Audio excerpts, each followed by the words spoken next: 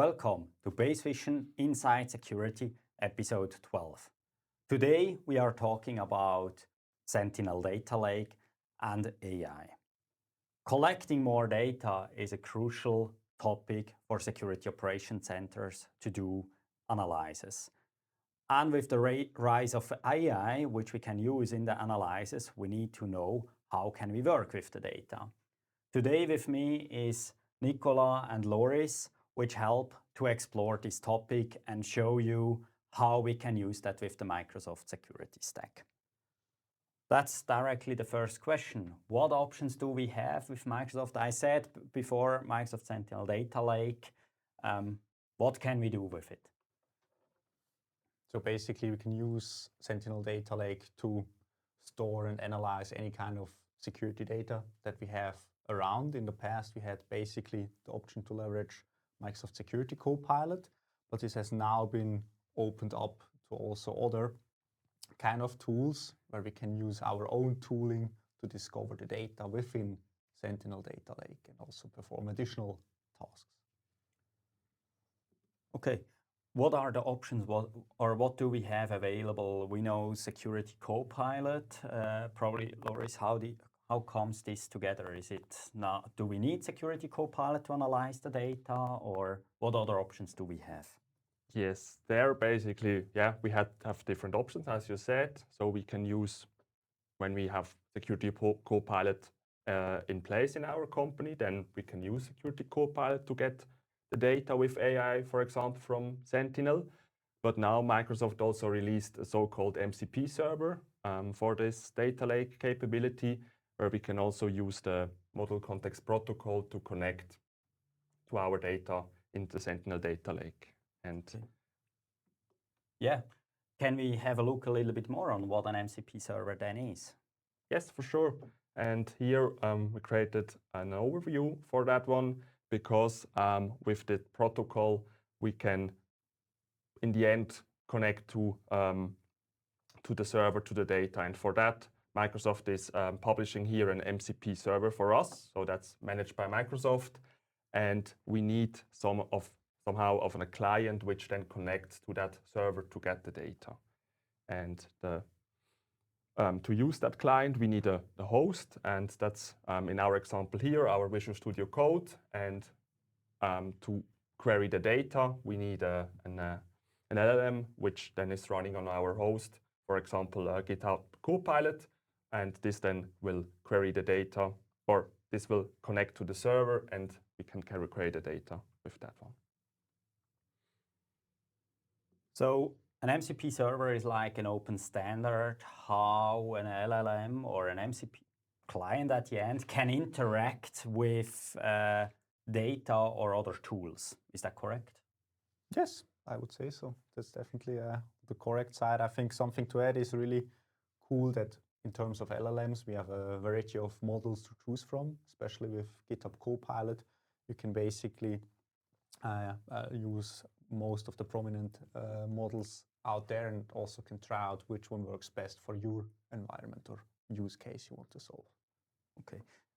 You just mentioned it, use cases. What use cases do you see with these MCP servers now? Yeah, there I would say we have multiple options what we can use, because in the end we can query all the data which is stored in Sentinel or in Sentinel Data Lake, and there we have a lot of options. We have listed here some example use cases or use cases which we already used. There, for example, we can analyze incidents. We can query the incident entities, what users are involved in different entities, what are the most users which are involved. But for example, we can also can use it to help to triage our incidents or hunt for threats. So we have a lot of options there. Quite cool is also when we, for example, have Security Copilot in place in the organization, we can also query the MCP server to, for example, build our own agents in the Security Copilot environment. Okay, so that sounds cool and very helpful in the daily analysis of incidents and daily work at all. But are there other MCP servers which we should know? Now we just talked about Sentinel. do we get other tools available what we can use?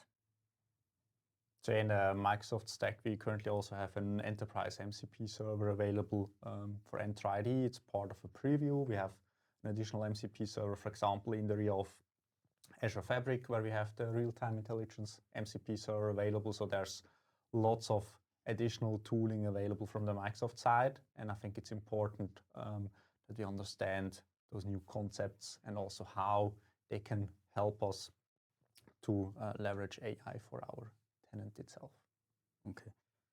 Now you mentioned how can we use it? That's, I think, the most important question now. We have probably Sentinel Data Lake enabled, but how can I use in my daily life an MCP server? Is that complex to set up? No, it's actually just a few clicks away. Let me show it to you.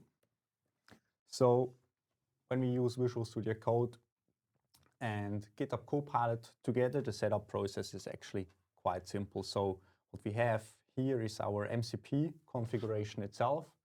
Don't worry, you don't need to come up with the whole JSON by yourself. You can just say in Visual Studio Code that you want to add a new MCP server and can basically say that you want to set up a new one. What happens under the hood, though, is that this MCP configuration gets propagated. Here we already added the MCP server for Sentinel Data Lake, which works both in a single tenant context, but also in a cross-tenant context. So you can add here basically Sentinel MCP server and then also refer to a specific tenant. And then you're almost good to go and start exploring your Sentinel Data Lake with an MCP server. To then actually start, you can just launch the GitHub Copilot chat and start exploring your Sentinel MCP server with data in there. So here we just asked a brief question about a list of entities involved in recent incidents.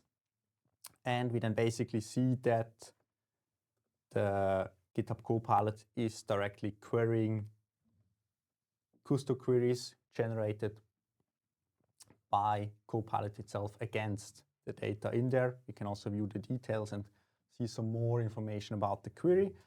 But the cool thing is we can use natural language without any specific KQL or domain-specific knowledge. And we get then basically the result out there where we see a list of the entities involved in recent incidents. That's quite cool, I think. Getting so easily information from our systems into our workbench, that's quite cool. So in a summary, with the whole Microsoft security stack, we not just got a new option last summer with Data Lake to store more data, we got now as well the option to leverage it with AI, to analyze it. And with that, I think we get a lot of new opportunities, what we have to be more optimized in the daily operation. I think that's quite cool at the end. I hope for you, you learned as well how this works. And if you have further questions, we at Base Vision, we are dealing with these topics since months. And if you have questions, you can always reach out to us. I hope you enjoyed the Base Vision Inside Security episode 12.